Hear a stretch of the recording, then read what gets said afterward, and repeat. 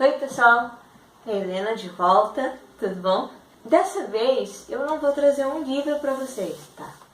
Eu vou passar uma ideia que eu andei tendo, eu andei processando, sobre como eu tentar deixar as minhas análises um pouquinho mais fundamentadas para que vocês entendam, né, tudo.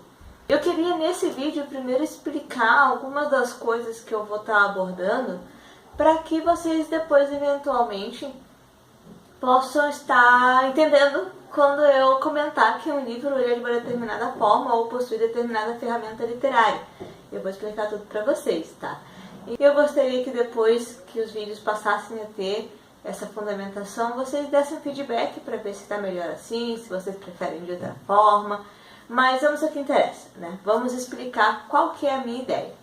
Eu gostaria muito de começar a explicar para vocês a parte da narração e quais possíveis inspirações ou ferramentas o autor pode ter recorrido para escrever o livro da vez. Primeiro, eu tenho que falar sobre os tipos de narração para vocês. A gente tem o narrador em primeira pessoa, que geralmente é aquele narrador personagem, o narrador que está lá vivenciando a história. Como geralmente ele é o protagonista, a gente sabe muito sobre ele, mas como ele não sabe sobre os outros personagens, ele não pode opinar e nem compartilhar sobre as emoções das outras pessoas. Esse tipo de narração mostra muito a personalidade do protagonista.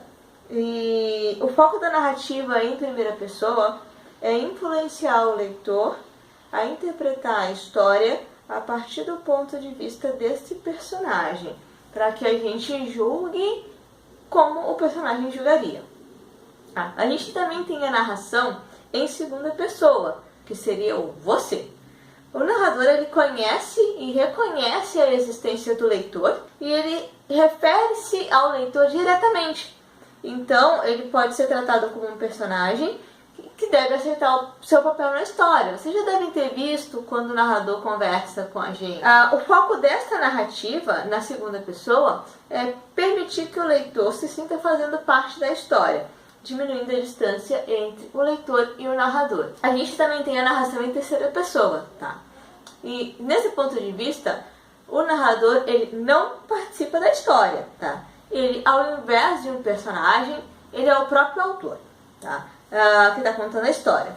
O escritor ele não precisa se limitar a uma visão, porque como ele é o autor, ele conhece cada sentimento e cada pensamento de cada um dos personagens, podendo entregar para nós, leitor, esses sentimentos, mas respeitando que personagem e personagem não conhecem essa interação.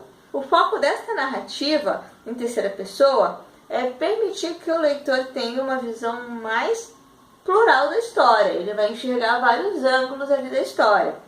Ela nos dá uma flexibilidade para entrar e sair da mente dos personagens, para narrar detalhes da história de uma forma mais criativa. Obviamente, a gente tem o que a gente chama de ponto de vista alternado, que é quando geralmente é uma narração em primeira pessoa, mas que são dois personagens narrando. Então, ora você tem um personagem falando e ora você tem outro personagem narrando, o que abre a possibilidade de nós conhecermos as emoções e sentimentos de um, dois ou mais personagens dentro daquela própria história, tá? O que é, na verdade, bastante interessante. A gente tem também algumas ferramentas narrativas que o autor pode decidir usar, tá?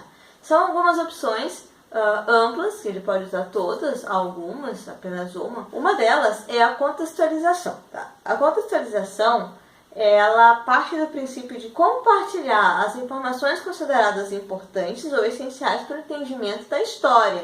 Quase toda história tem uma contextualização, porque a contextualização é o que faz a gente entender o mundo ou o princípio daquela história, né? Ou as motivações. É isso que é um pouco da contextualização.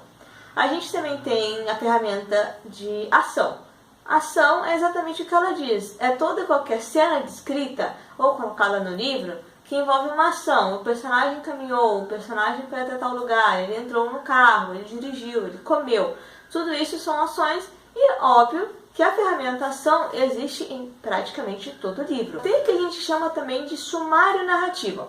Sumário narrativo, ela é uma forma do autor resenhar ou rapidamente trazer para nós alguma situação que ocorreu no passado, para que a gente possa entender. É quase uma contextualização. É uma forma de avançar no tempo da narrativa, passando para o leitor somente as informações que ele precisa saber. A gente tem a descrição, que todo mundo conhece, para que nós possamos entender ou começar a imaginar um lugar, um personagem, tem de haver uma descrição. Ele tinha cabelos curtos, castanho, olhos claros e profundos.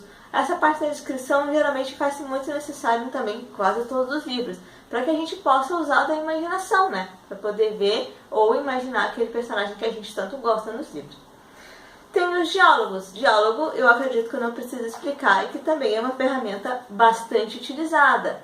Um personagem conversou com o outro, a gente tem um diálogo. Tem o que a gente chama de monólogo interno. Monólogo interno geralmente vai ser aquela parte em que o personagem está conversando com ele mesmo, ou expressando seu sentimento para ele mesmo, ou os próprios pensamentos. Há também uma ferramenta que eu gosto bastante, eu vou ser bem honesta, que é o flashback. Quando em algum momento na história o autor precisa relembrar alguma coisa do passado daquele personagem, ele pode utilizar o flashback. O flashback, diferente do sumário narrativo, ele vai trazer a cena de volta para que nós possamos entender. O sumário narrativo é uma coisa mais rápida, é uma coisa de avançar de tempo, né? O flashback, ele já é a própria cena no passado, é a pessoa lembrando e a descrição da cena completa. Além das ferramentas, o importantíssimo é a estrutura que o autor pode escolher utilizar, consciente ou inconsciente. Nós temos algumas opções de estrutura narrativa. Nós temos uma estrutura narrativa que a gente chama de minimalista. A minimalista, elas são histórias onde o personagem central, o personagem protagonista, ele tem um conflito interno que atormenta ele a história inteira, tão intensamente que ele se nega a reconhecer o mundo real, tá? São narrativas menos interessadas em ação e progressão do enredo, mas focadas em mergulhar na mente do personagem. Tem também o arco dramático.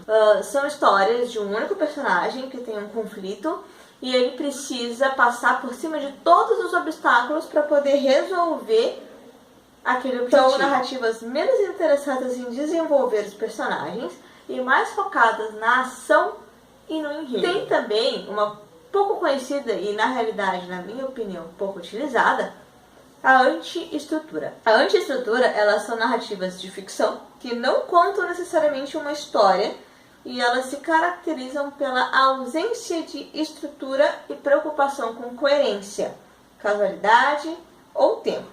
São textos menos interessados em contar uma história, mas focados no trabalho com palavras e experimentação com a produção de sentido. Obviamente, nas estruturas, a gente também encontra o que chama de estrutura mista, que é um pouco de cada. Podemos ter um pouco de arco dramático com um pouco de estrutura minimalista, para mais ou para menos. Tá? São textos geralmente preocupados tanto com o desenvolvimento dos personagens quanto com o desenvolvimento da história. Geralmente é aquele tipo de livro que pega mais a gente, porque você entende os personagens, entende a motivação deles, entende o porquê da história. Importante também falar da cronologia narrativa. Ou narrativa, ela é linear, casual, histórica ou cronológica. Ela segue uma linha do tempo em ordem cronológica, uma linha coerente. Ela vai andando normalmente para frente, né? Nós temos também a cronologia não linear, psicológica e interior ou pessoal. O enredo, ele não é construído em uma ordem casual. Os eventos, eles são apresentados de forma não cronológica ou aleatória. Então, hora você está no presente, hora você está no passado. Ele não segue uma linha, uma sequência progressiva, no caso. A gente também tem os tempos narrativos, que são passado, presente e futuro. Quando está no passado, são as cenas descritas que aconteceram antes da história começar a ser contada. O presente é óbvio, as coisas estão acontecendo naquele exato momento da leitura. Eu estou lendo e está acontecendo. Eu não tenho que me situar antes.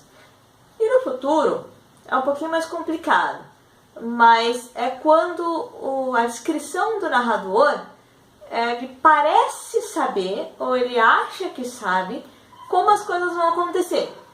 Quando ele tenta, entre aspas, prever o futuro. Também a gente tem o espaço da narrativa, que nada mais é do que aonde toda aquela história está se passando. Tem o ambiente realista, que é um lugar que existe, é um espaço social real, que ele é utilizado para fazer aquela história. Tem o ambiente geofictício, que são lugares inspirados na realidade, mas que não existem. Por exemplo, a gente pode ter uma cidade com tempo nublado o tempo todo, lembrando muito Londres, mas o nome dessa cidade é qualquer outra coisa, menos Londres. Esse é um ambiente geofictício, é inspirado na realidade, mas ele não existe. A gente também tem o que a gente chama de espaço fantástico. Não é nada parecido com a nossa realidade, geralmente é utilizado nas ficções científicas. Tá? É um espaço, é uma nave, é um outro planeta, qualquer outra coisa que não existe, ele é um espaço fantástico. E tem aquilo que a gente chama de ambiente psicológico, que é a mente de cada personagem. A gente pode ter uma história inteira contada dentro da mente de um personagem. Então aquele ambiente que é a mente dele é um ambiente psicológico. Esses são só algumas pequenas coisinhas, pessoal, que eu vou estar tentando sinalizar para vocês, que eu encontrei, ou que eu identifiquei nos livros que eu vou estar lendo e que eu vou estar passando para vocês.